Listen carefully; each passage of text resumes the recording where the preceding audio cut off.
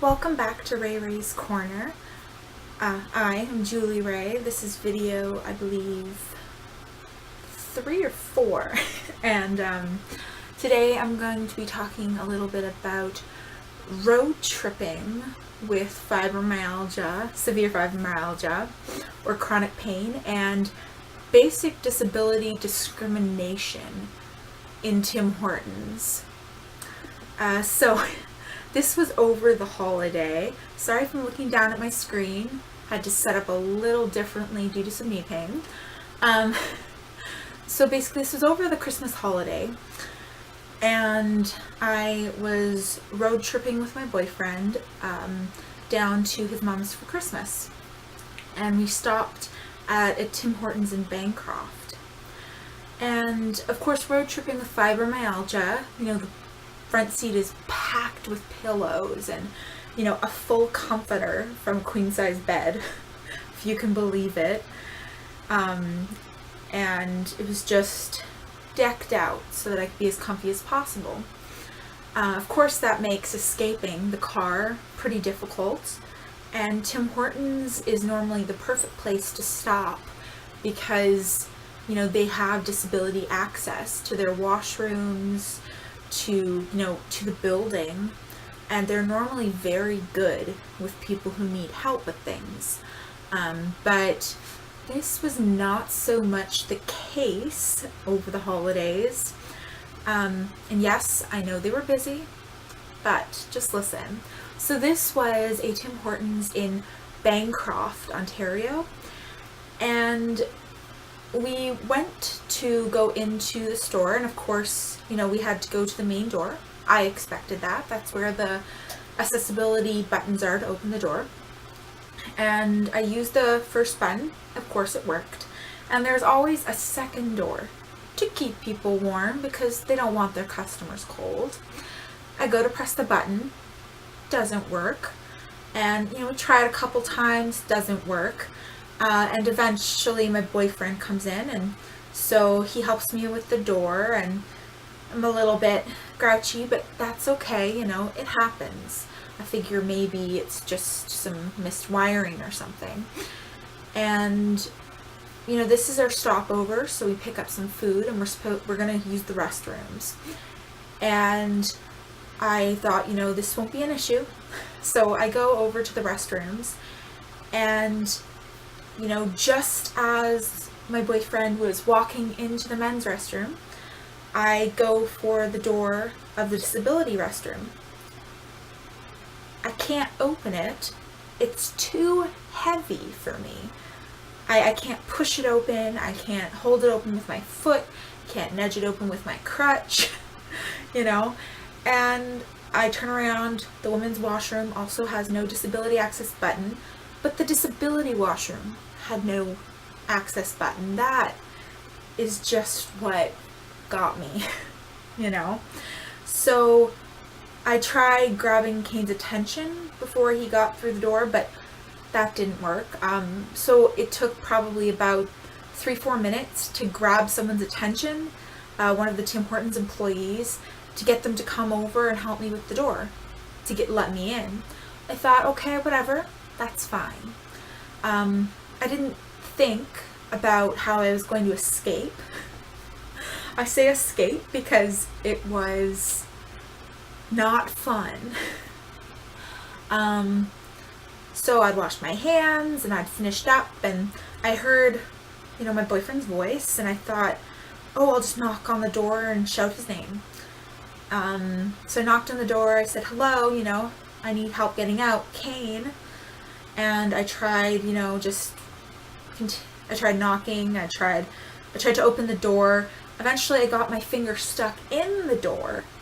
That hurt for quite a while, especially with someone with fibro, where little injuries, they hurt for a long time. And eventually, he noticed that, oh, she's stuck in the door. But not a single Tim Hortons employee noticed, heard, or remembered that they had let me into the washroom, that I couldn't open the door, and that eventually I might need to escape. So that was a little bit not so great. To top that off, when we left, they had given us the wrong number of Timbits. They'd handed my boyfriend, his drink was sloshing down the sides of the cup. It was all over the place. But we thought, we'll stop here on our way back. It's not an issue. We had a wonderful Christmas. It was absolutely amazing. Got some wonderful clothes at Value Village. Hail to Value Village.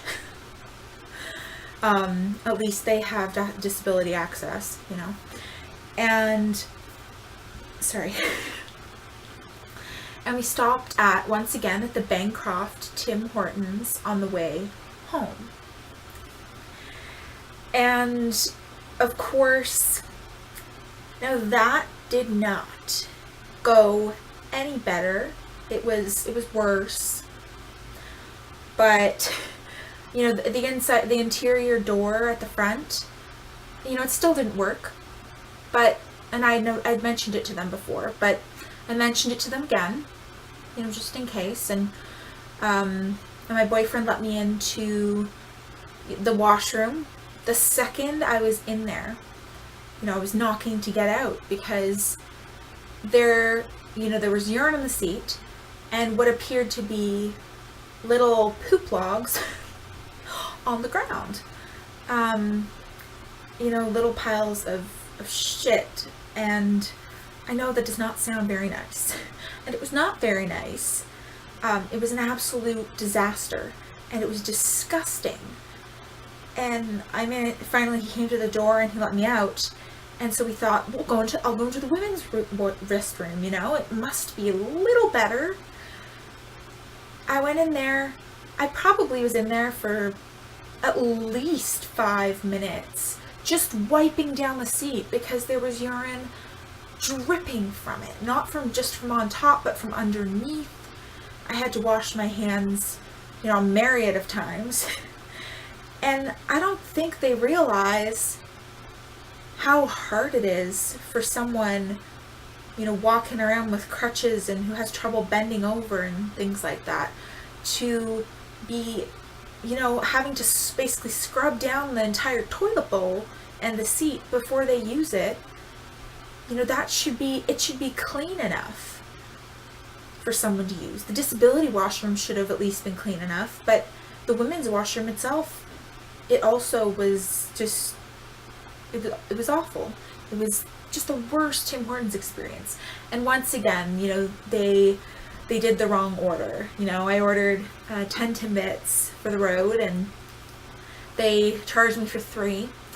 And when, I corrected them, instead of just, giving me back the money and then charging me for the 10, the supervisor or manager, whoever it was, said, no, there's no point in refunding you or refunding her, the 90 cents or whatever it was. She said, just charge her for another 10. So I had to pay for the 3 and the 10, which that's wrong. It was not my fault. And they once again gave the incorrect number of Timbits to my boyfriend. And they gave him another drink sloshing down the side. It's a mess. So, rule number 1, just don't go to the Tim Hortons in Bancroft. Not worth it even if you're a regular human being.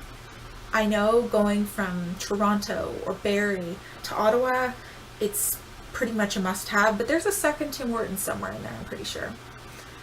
Stop at an A&W, stop at a McDonald's, leave the Tim Hortons be.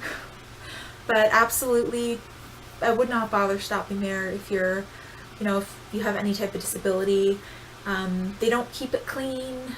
They don't keep up with their accessibility or the accessibility laws, it appears. And it's not worth the trip because you'll have to do your own janitorial work. Anyhow, I consider,